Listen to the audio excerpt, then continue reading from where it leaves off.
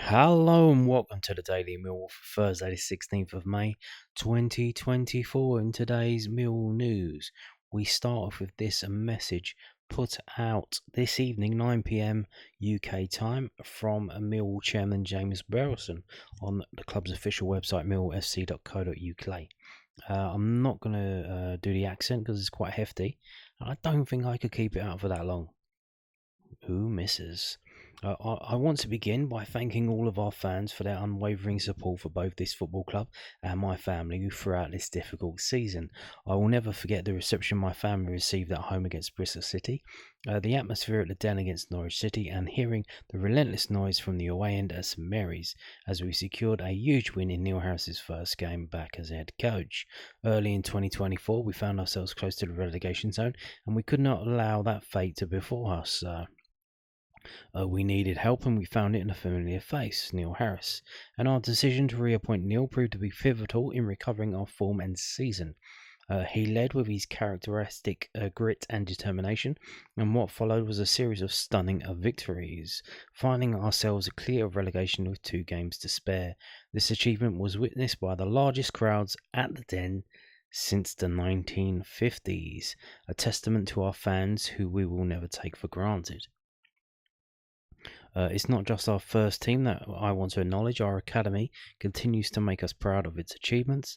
Our under-21s celebrated back-to-back Professional Development League South titles. The under-18s were crowned Professional Development League Cup champions, and the under-14s won the Albert Phelan Cup South. Congratulations to everybody involved, especially Scott Fitzgerald, our academy director. The academy is very important to me and is a key element in greater success I want to bring into Millwall. I've made some changes at senior management level, including the appointment of Steve Gallen as Director of Football, who, as well as providing support to Neil, will focus on youth development and recruitment, in which he has extensive experience and an excellent track record. With the recent decision by Lewisham Council to offer Millwall a new 999-year lease on our stadium and the adjoining land with permitted development, we can bring forward our plans for the further expansion of the club and its facilities. We can also protect and nurture that Millwall Community Trust and its vital charitable activities, and we can seek to create a new community in New Bermondsey, which has been neglected and deserves so much better. My father, John Berylson, fought tirelessly to provide the club and its local community with these benefits, and at last we can begin to feel that his vision is taking shape. Mark Fairbrother, who recently rejoined Mill as managing director with responsibility for non-football operations, will have his work cut out, and I am confident that we have found the right person for this critical role. Mark and Steve will work collaboratively with myself and our current senior management team, Luke Wilson, Emma Parker and Scott Fitzgerald, and build on their brilliant work done to date. They will also be supported by a very talented and dedicated staff members who I cannot praise enough for their efforts, particularly in the past 12 months. They've been the heartbeat, the engine room and the driving force behind the scenes that will often go unnoticed in the public eye to ensure we have a functioning football club day in, day out, and I thank them for that. Put all of this together and we have the ingredients for growth, success and achievement in the coming years, and our fans are vital to making this vision a success. The best of times are yet to come, so let them come. James Berylson, Chairman. So there. Okay.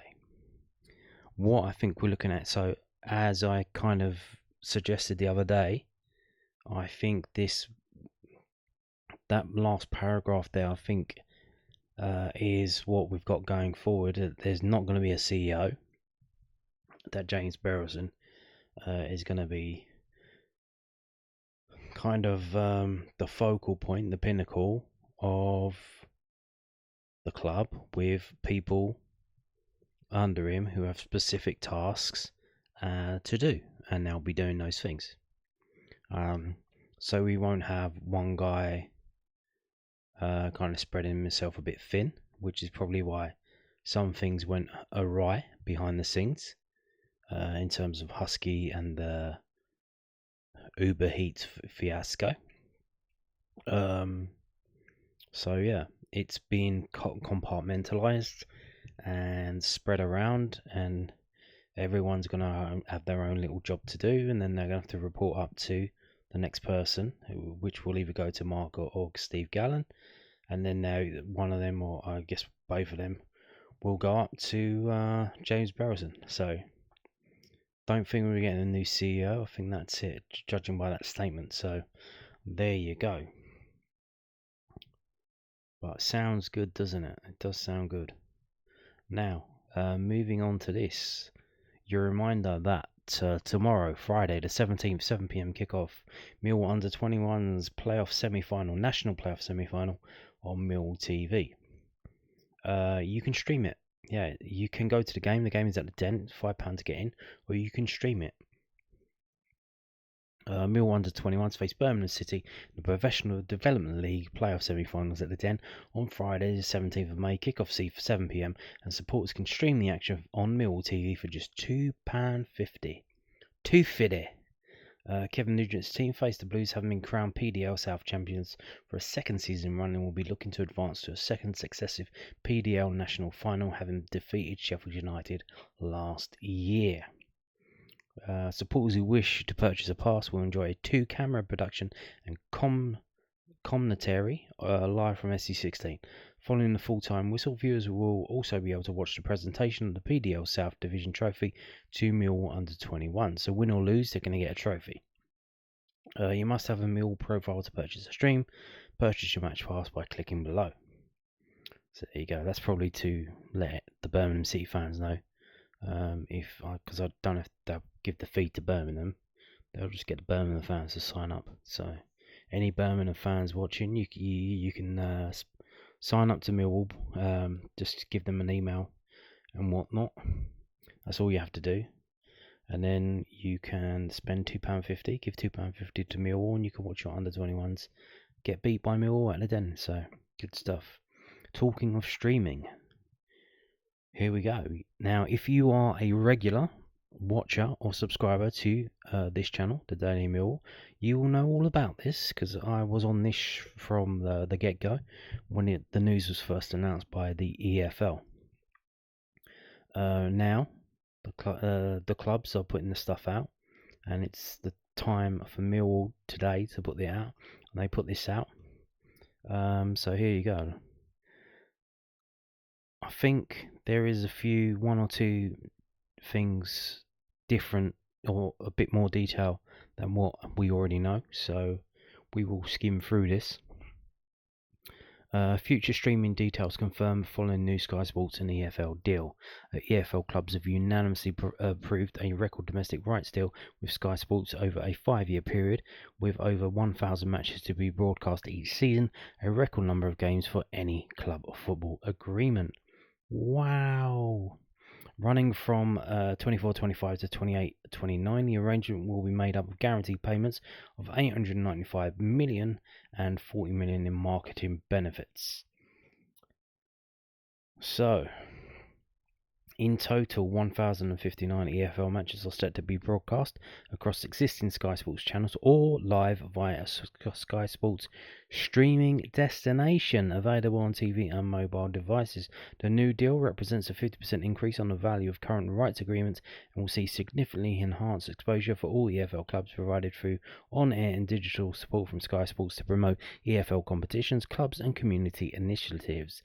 Each season, Sky Sports will broadcast a minimum of 328 Sky Bet Championship games, as well as all 15 playoff matches and all 93 Carabao Cup matches. All opening final day midweek fixtures in the Sky Bet EFL will also be shown, as will all games played on bank holidays, including Easter, Boxing Day and New Year's Day. Each league weekend fixture round will see 10 live EFL fixtures shown, with 5 matches shown from the Sky Bet Championship. So, will UK supporters be able to stream Millwall fixtures via Millwall TV? No. If you're international, yes, that hasn't changed. If you're in the UK, no. So you can't do what you did season, but that was kind of restricted anyway. It was only 8 games a season. It was only midweek games. For some reason, this was all born out of the necessity of the COVID misguided lockdowns and everyone's forced to stay at home. But obviously, the plebs needed to watch the football because otherwise they would have been disobedient and they would have caused a riot. So they sorted out to make sure that you got fed your football games and you stayed in your houses like good little pros. So, and then obviously after that, the apparatus was set up. So I thought, well, shall we just keep this? And so, no, not really, because we want people to go back. We want people to come back, to get out of the houses and go to the games. So, well, what about midweek games? Because the attendances for them are lower anyway, because like people are working, they've got kids, they would bring their kids and stuff like that. So they said, oh, okay, yeah, we'll do it for the midweek games. So eight matches every season, the midweek matches, which is there are eight of them. They let the UK, if you're in the UK, they let us watch it. But this will be like, if you're outside the UK and you don't know, you won't know any of this because you've just been watching all the games anyway, and you've been loving it and seemingly deciding maybe once or twice a year to come to games at the Den in person, which is good, and we've seen more and more of you come. But in the UK, we couldn't watch it. We couldn't watch it on TV. We couldn't watch it on Millwall TV. We couldn't watch it on Sky Sports, really, unless they chose the game. So, the new deal allows for Article 48, the blocked broadcast period between 2:45pm and 5:15pm on Saturday afternoons, to remain, meaning that main broadcast fixtures will be scheduled for outside of this time. Final fixture slots will be confirmed at a later date. Now, I have seen it around. People are assuming, but it says here, it said above, the entirety of the EFL, all EFL games on opening weekend, will be shown live. What have we just heard there? They can't show any games between 2:45 and 5:15pm on a Saturday. So that means there will not be a single 3pm game, 3pm Saturday game on the opening round of the weekend, opening round of the season, next season. Because they've just said they're going to show every game across the year, or not just Championship, every EFL, and we'll get on to why they can do that later. So here is a thing that I was wondering, and we needed to get Millwall to confirm it. The geezer Carl Bates, I like him, does a good job, and he's got Max McClellan, but sometimes they swap it out for Les Briley. Tony Craig's been in there. I think others have been in there as well. Paul Robinson, Byron Webster. Will the Millwall TV commentary team remain in place? Yes, because they're still going to be doing audio only. So if you're one of these rah anti-Sky, fuck Sky, I'm not giving them a penny, which I understand, but I mean you're going to be missing out on Millwall. You can still listen to the games by paying Millwall and just getting the audio. Or maybe you're blind and you're like, why am I paying for fucking Sky? I'm blind. I can't see shit.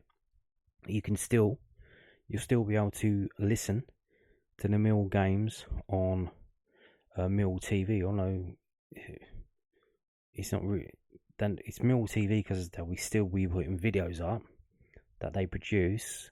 But obviously, the only thing, well, I guess no, because for the internationals they'll have TV. So yeah, it is still Millwall TV. So yeah, with commentary provided by your dedicated Millwall TV team, which I don't know, maybe Carl's not.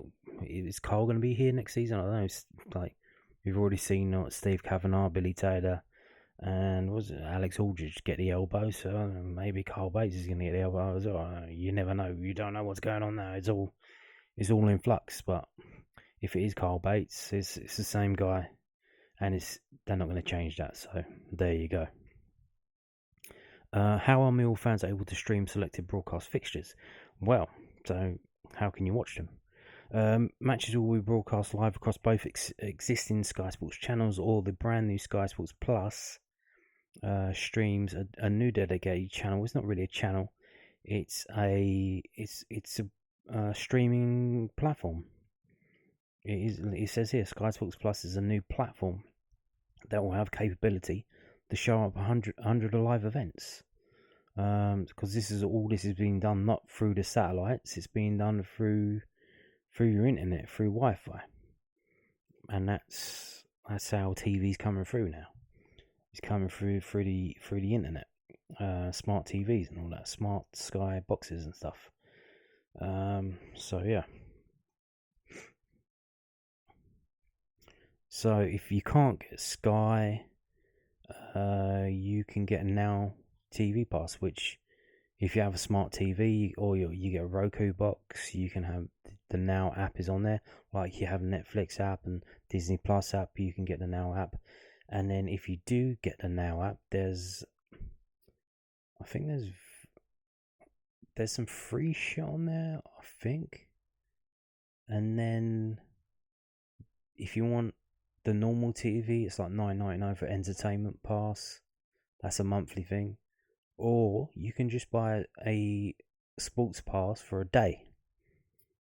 So you could literally just buy it whenever Millwall's on, and that's it. But that would be quite expensive because I think they've jacked that up now. I think you could get a deal for a monthly membership, which will cost you about the price of like two day memberships. So they obviously want you to buy the monthly thing. So yeah. Here we go. This is interesting. From August, this will also include every single live Sky Sports stream and on-demand catch-up content. So you're going to have highlights. So it's a streaming platform. They're going to have live events, all of the games. And then you scroll down afterwards when you go on this, because if there's no game going on, what are you going to be watching? Catch-up content. Will they have the full match replay? So if you missed a game, or if you come along and you come in after work and you want to watch the full game from the start, will they do that? I imagine that would be easier for them to do than to chop it up into highlights. Just put it up there and it is what it is. They don't have to edit. It's just the upload, I guess. So yeah, that might be a thing that's happening as well. You don't have to, like, if you miss a game, you're working or whatever, there's like an event, the missus wants you to go to a thing, no problem. You go where she wants you to go, come back afterwards, and you can watch the game on the internet in full, hopefully, but maybe it may just be highlights. Because at the moment, obviously Sky do put up highlights on their app and on Sky Sports YouTube from 5:15, so they already chop it up quite quickly. So yeah, no extra cost. If you're already a Sky Sports subscriber, you're going to get this for thrown in, and it's going to be added to Sky Glass, Sky Stream, Sky Q, and Now. Yeah. So international broadcast rights, as mentioned, it's as it is now, as it's been this season, that you'll be able to watch it on Millwall TV, but there will be some games selected by TV channels in different regions, and if it is selected, again, you won't be able to watch the Millwall game if that's been selected for certain channels. You know which ones they are: Star Plus, Viaplay, whatever. You know what it is in your country, because it's going to be the same ones. And these are the games that they're going to have. So again, schedule and slots, as you mentioned, there's the blackout still in place.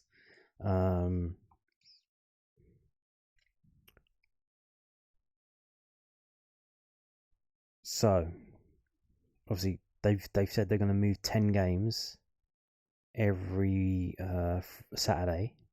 They're going to move it out of the 3 p.m. slot to other slots around. 5 of them will be in the Championship and 5 will be in League 1 and League 2 combined. So that means that on a Saturday at 3 p.m. there's only going to be 7 games in the Championship and 19 in League 1 and League 2 combined.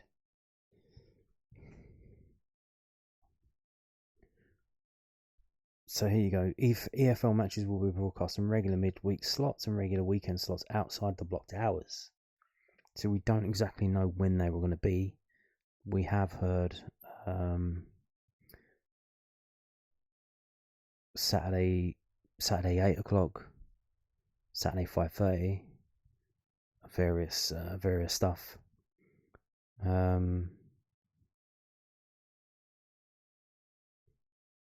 Yeah. So the 3 p.m. games, they're only going to move 5, and they're going to move 5 from the Championship and 5 from Sky Bet League 1 and League 2. They're going to show all opening day and all final day fixtures, so they will get moved, like they did this year when the Swansea game kicked off at 12:30 in the morning. So that's going to happen opening day as well. You would assume that the Championship ones would be at 12:30 on the Saturday. I don't think they could get away with doing Friday night for all of them. Could they move them around at different times? Probably. Or they don't have to all be at the same time, unlike the final day games, where obviously because there's things to play for, they want all the games to kick off and finish at the same time. So all midweek league fixtures, as we've already mentioned, all bank holiday fixtures, Easter, so Good Friday, Easter Monday, Boxing Day, New Year's Day, all fixtures played in League 1 and League 2 during international breaks. So there you go. When Millwall are on an international break, you'll be able to watch any game you want in League 1 and League 2 because it's going to be on the Sky Sports streaming service. And every single playoff Carabao, every single Carabao Cup game. So if you're watching the Millwall game, and the Millwall game finishes on 90 minutes, and then you can switch over and go to another game that's in extra time, or if that finishes in extra time, there's a game in penalties, or you can go off and watch that. Because you're subscribing to the service, not just to Millwall TV. So it's all about content these days. It's about covering your screen, having a wall of content that you get to choose from, even though you only have one set of eyes and you can only watch one thing. And I think in some places they even restrict you on how many devices you can have. So it's not like you can watch one thing on your TV and then one thing on your phone on the app. Some of them to restrict you to like 3 devices. So if you try and, because obviously they want people sharing passwords and then letting more like dozens and dozens of people watch the games on the one account. So they restrict it to like 3 devices and stuff. So yeah, you can have 100 games, but you can only watch 3 at a time.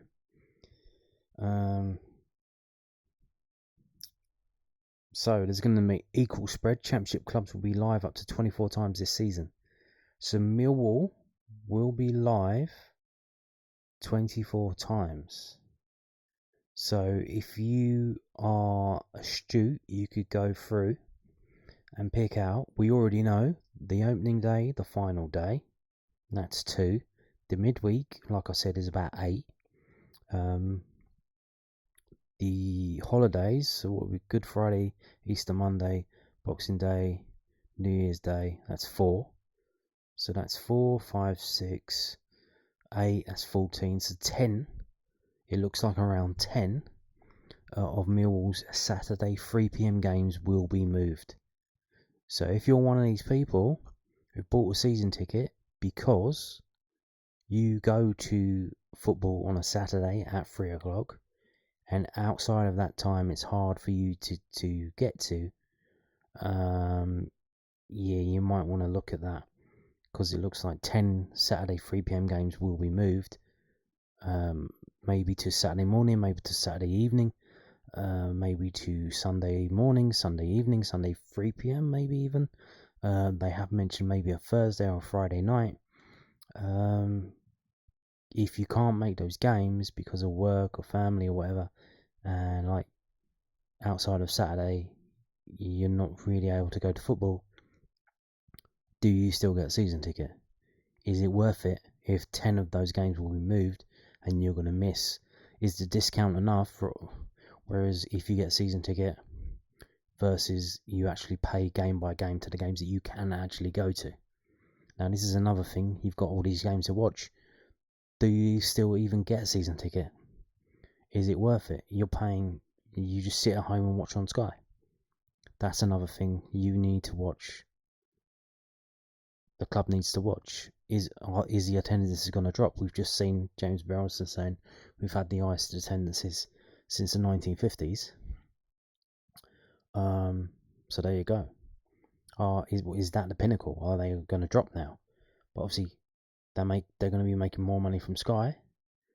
So will that outweigh the costs of less people going to the games?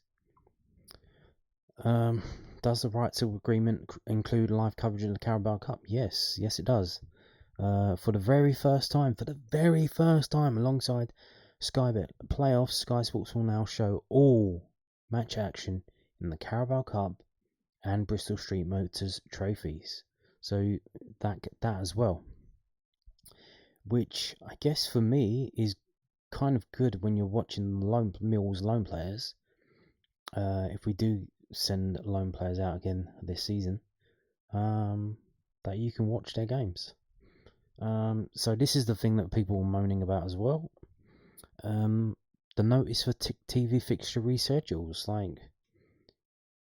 because they've got all these games, and it's not really about cherry picking the content, because like I said, it's a platform now, it's not channels. They're moving away from digital linear channels where you tune in and it's a program that runs and then there's adverts and blah blah blah, and all that bollocks. Like I said, it's about having a app that you go into on a smart TV that's connected to the internet, that has walls and walls and walls and walls of content that you go scroll down, and you pick which one you want to watch.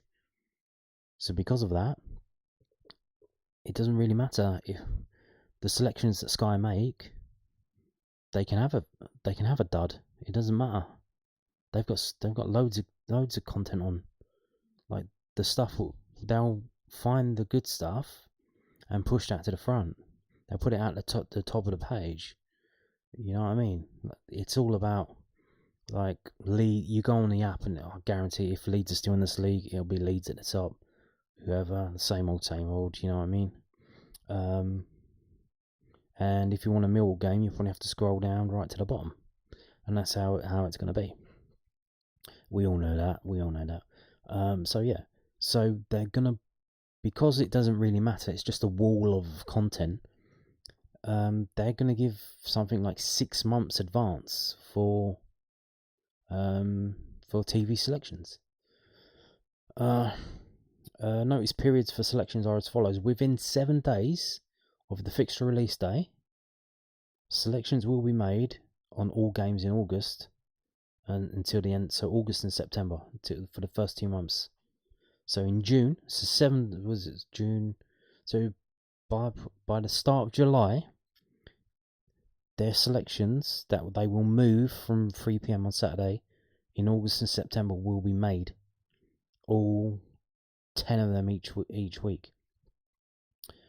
Before the start of the season, selections will be made in respect of all matches scheduled to be played prior to the end of the third round of the FA Cup.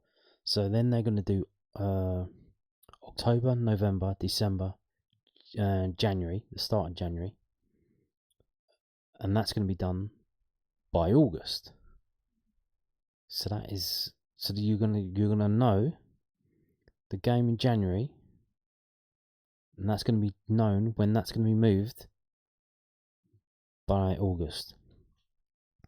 By November the 1st, selections shall be made in respect of all matches to be played between the end of the third round proper, so the first week in January and the first week of March, so all of January and all of February. That's going to be done by November. So they're giving you two months notice. Selections for matches scheduled after March will be made on a 4-week rolling basis starting from February the 1st, i.e. a selection for the first weekend in April will be selected in the first weekend in March. So they're going to give you a 28 days notice, 4 weeks notice. This is almost 6 months notice provided to fans of clubs, a significant increase on the current deal, which sees 5 weeks notice only given across the majority of the season. So currently, understandably, people are getting pissed off because right now, this season, it was 5 weeks notice. Next season is going to be a lot more notice because, like I said, it doesn't matter what they select because they're selecting everything. Then they're getting nearly everything. It doesn't really matter. By selecting TV picks early and giving much more notice, fans will be able to plan with certainty when making travel and hotel arrangements. Indeed. One thing I would say, if you are one of these few unlucky people who can't get high-speed internet good enough to get television, I think you are going to have a rough time of it, if I'm going to be honest. Because this is all about pushing it to this platform with all the content. They will still have their channels running, and they will still be showing some of those games on those channels. But they don't have enough channels to show all of those games, so they will need to make selections in that regard. And it might be that a game selected by Millwall is selected, and then not able to be put on the channel. So you may miss out in that regard if you can't get internet TV because your internet's not good. Yeah, that's how it goes, isn't it? Although I wonder if you can get if you've got satellite dish at the moment, what is the viability of satellite internet? This kind of I don't know if they're doing it in this country, Elon Musk, Starlink kind of shit. I don't know if they're doing that. Could you get satellite internet? How cheap is it? How much does it cost? But there you go. Now moving on to this. Millwall Academy scholars sign full-time contracts. These 7 young men are going to be promoted to the under-18s next season. And this was announced by millwallfc.co.uk today. Millwall Football Club's 2024 Scholars Evening took place at the Den earlier this month. 7 of the club's under-16 prospects signed their scholarship paperwork on the night. The scholarship lasts for 2 years and is accompanied by a BTEC or A-level education at the Lions Academy. Presentations from Scott Fitzgerald and the club's under-18 staff got the night underway before a stadium tour was undertaken, with the players then putting pen to paper on their scholarship contracts. The players seen in the video below will make up the core of 24-25's under-18 squad, and they will hope to replicate the FA Youth Cup and Professional Development League Cup successes seen this season. Indeed. And there is a video they put out on Millwall TV that you need to be logged in. It's you don't need Millwall TV Plus, just Millwall TV, but you need a profile and you need to sign in. Very well put together video. I would say it was a bit on the nose at the end. If you've watched it, you probably know what I'm talking about. I don't know if that was scripted or whether that was the father of one of the players genuinely come up with that statement, but it's a bit on the nose. So yeah, here we go. Good luck to them. And let's like I said, let's hope they can carry on the good work of the under-18s this season and into the future. Now we're going to finish the video by looking at this. This is footballfragmento.wordpress.com. It is a blog run by some geezer, probably with autism, who is constantly updating the list of released players and whatnot this summer. We've got a few updates. We've got a few updates of individual players in the Premier League because obviously final home games coming up and they want to give them a send-off. So Adam Lallana being let go from Brighton, 2 from Crystal Palace, Sheffield United got these players on the way out. And in the Championship we have a few. Bristol City have come out with theirs, and Queen's Park Rangers and Sheffield Wednesday, and notably former Millwall striker Lee Gregory already got a club signed up. He's going to Mansfield Town, and that's interesting to note. because often you see people saying, "Oh, Millwall should sign that player, this player, that player, this player." These players, if they're not from London or from the southeast, and it's not that easy to get them to come down here, generally. And you can see Lee Gregory here wants an easy life. He's just gone down to Mansfield Town, just down the road from Sheffield, and he signed for them. He wants to stay in the local area. That's the thing when you consider, like, why didn't Millwall sign that player? Why didn't we try to sign that player? Well, maybe he didn't want to come to southeast England, to the southeast London and Kent borders. Maybe he wasn't interested. And you'd think, like, if there's a player in the Midlands and he wants to come, if he can maybe commute to North London. But then when you have to commute to North London, then go either through London or around the M25 to where Millwall are, that's a hell of a lot of extra time. And doing that kind of commute is not the best, is it? Not the best. So yeah. Interestingly today, I don't know if it's on it, interestingly, Leyton Orient, let's have a look at that. They got a player called Jeffty Tanga. I thought that was the Jeffet Tanganga. No, Jeffty Tanga. Close but no cigar. Gillingham, weirdly, bizarrely, yeah, they've put, it's not listed here, but they've put Scott Malone up for transfer. They transfer listed him. They're getting rid of Sean Williams as well. And a poor old chap named Ronald Sithole. Yes, indeed. Poor lad. Poor lad. With a name like that. Anyway, there you go. And on that note, thank you for watching, and goodbye.